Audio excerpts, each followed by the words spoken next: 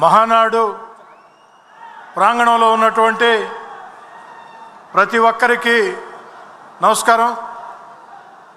ముందుగా ఒక మాట, నా ముందు నా వెనుక దశాబ్దాల చరిత్ర కలిగినటువంటి తెలుగుదేశం పార్టీ నాయకులు కార్యకర్తలు ఉన్నారు. మీ చరిత్రతో పోల్చుకుంటే, మీరు తెలుగుదేశం పార్టీకి చేసిన సేవలతో పోల్చుకుంటే నేను మీ అందరికంటే చాలా జూనియర్ని.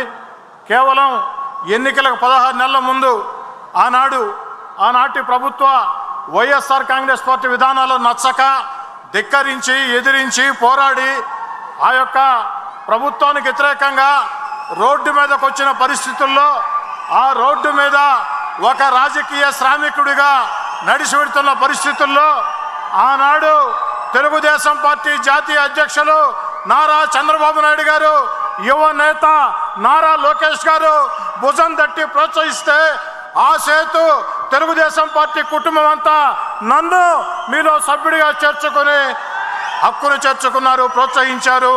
నన్ను ప్రోత్సహించిన ప్రతి ఒక్కరికి, నాకంటే వయసులో పెద్దవాళ్ళైన ప్రతి కార్యకర్తకి, ప్రతి నాయకుడికి కాళ్ళకి దండం పెట్టి ధన్యవాదాలు చెప్తూ ఉన్నా. నాకంటే వయసులో చిన్నవాళ్ళైన కార్యకర్తలు, నాయకులకి 2 చేతులు జోడించి సవినయంగా ధన్యవాదాలు తెలియజేస్తూ ఉన్నా.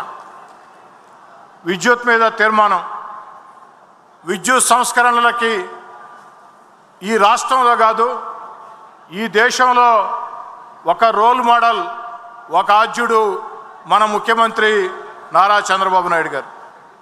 నారా చంద్రబాబు నాయుడు గారిని చూసి ఈ దేశంలో అనేక మంది ముఖ్యమంత్రులు విద్యుత్ మీద ఎలాంటి చర్యలు తీసుకోవాలో తీసుకున్నారు. ఇవి నేను చెప్పే మాటలు కాదు, ఆ ముఖ్యమంత్రులు ఆయా సందర్భాల్లో అనేక సార్లు చెప్పినటువంటి మాటలు. ఒక్క మాటలో ఈ విషయంలో చంద్రబాబు గారిని రాజకీయ ప్రత్యర్థులు సైతం అభినందించక తప్పదు. ఎందుకంటే ఆంధ్రప్రదేశ్ని 17 మంది ముఖ్యమంత్రులు పరిపాలించారు. ఆంధ్రప్రదేశ్ని 17 మంది ముఖ్యమంత్రులు పరిపాలిస్తే 16 మంది ముఖ్యమంత్రుల హయాంలో విద్యుత్ ఉత్పాదన 5,000 మెగావాట్లు. కానీ ఒక్క చంద్రబాబు నాయుడు గారి హయాంలో ఉత్పాదన 15,000 మెగావాట్లు. 16 మంది ముఖ్యమంత్రులు 5,000 కోట్లు, ఒక్క ముఖ్యమంత్రి ఒక 15,000 మెగావాట్లు.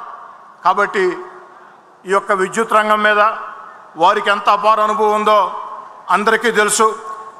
చాలని కరెంటుతో, వచ్చి రాని కరెంటుతో కరెంటు బిల్లు ఎట్లా కట్టాలి అని ఆవేశపడే రోజుల్లో, ఆవేదన చెందే రోజుల్లో ఈరోజు భారతదేశంలో ఒక రోల్ మోడల్లా ఆంధ్రప్రదేశ్లో కరెంటు వెలుగులు వెలుగుతున్నాయంటే ముందు చూపుతో చర్యలు తీసుకున్న చంద్రబాబు నాయుడు గారికి ఒక్కసారి తెలుగుదేశం మహానాడు ప్రాంగణం దద్దరిల్లే విధంగా చప్పట్లతో ధన్యవాదాలు తెలియజేయాలని చెప్పని కోరుకుంటూ ఉన్నా. ఇక నా మాటలు ముగించే ముందు 2 మాటలు.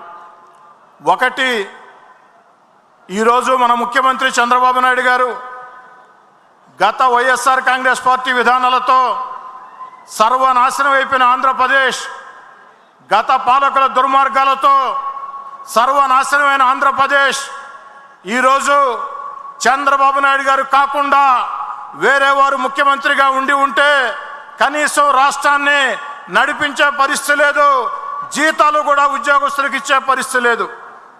కానీ తన అపార అనుభవంతో, తన బ్రాండ్ ఇమేజ్తో ఈ వయసులో కూడా చంద్రబాబు నాయుడు గారు ఈ రాష్ట్రం కోసం అహరహం శ్రమిస్తూ ఈరోజు రాష్ట్రంలో సంక్షేమాన్ని కొనసాగిస్తూ, అభివృద్ధి పథకాలని కొనసాగిస్తూ, మరో పక్క రాష్ట్రం లోటు బడ్జెట్లో ఉన్న ఎన్నికల్లో ఇచ్చిన హామీలు ఒక్కొక్కటి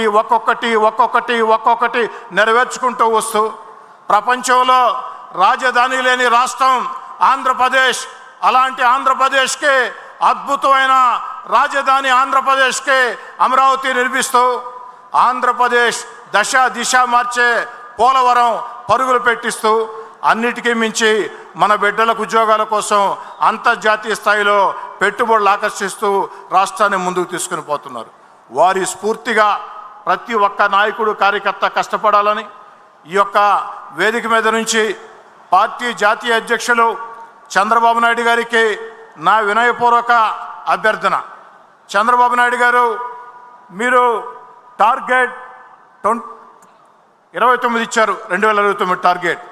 మేము సిద్ధం టార్గెట్కి. కానీ 2029 ఎన్నికల టార్గెట్ అప్పచెప్పిన మీరు ఈ యొక్క రాష్ట్రమే కాదు, ప్రపంచంలో ఉండే తెలుగు వాళ్ళు లేదా తెలుగుదేశం పార్టీ నాయకులు కార్యకర్తల ఆకాంక్షను కూడా మీరు నెరవేర్చాలా, ఆకాంక్షను కూడా మీరు గుర్తించాలా. ఈరోజు ఒక ఆంధ్రప్రదేశే కాదు, ప్రపంచంలో ఉండే తెలుగుదేశం పార్టీ కార్యకర్తల అభిమానులు ఆకాంక్ష నారా లోకేష్ గారు తెలుగుదేశం పార్టీలో కార్యనిర్వాహక పాత్ర పోషించాలా, కార్యనిర్వాహక పాత్ర పోషించాలా. ఇదే అందరి ఆకాంక్ష.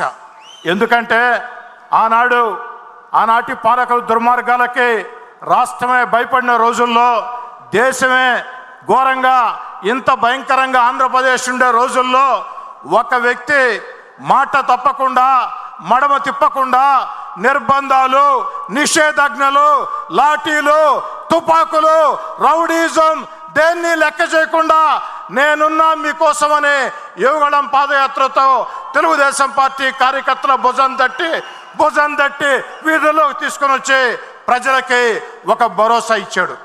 అలాంటి నారా లోకేష్ గారు ఈరోజు తెలుగుదేశం పార్టీలో క్రియాశీలక పాత్ర పోషించాలా అని అంటే కార్యనిర్వాహక పాత్ర పోషించాలా అని ఆకాంక్షని మీరు నెరవేరుస్తారని ఈ మహానాడు సాక్షిగా లోకేష్ బాబు గారికి కార్యనిర్వాహక పాత్ర అప్పజెప్పాలని మీ స్ఫూర్తితో, నారా లోకేష్ గారి పోరాట స్ఫూర్తితో, చంద్రబాబు గారి యుక్తితో, లోకేష్ గారి పోరాట స్ఫూర్తితో ఈ రాష్ట్రంలో తెలుగుదేశం పార్టీ ముందుకు కలుతుందని తెలియచేసుకుంటూ, చివరి మాట, జాతీయ అధ్యక్షులు చంద్రబాబు నాయుడు గారు అధినేతే కార్యకర్త అన్నాడు. నిజం, అధినేతే కార్యకర్త.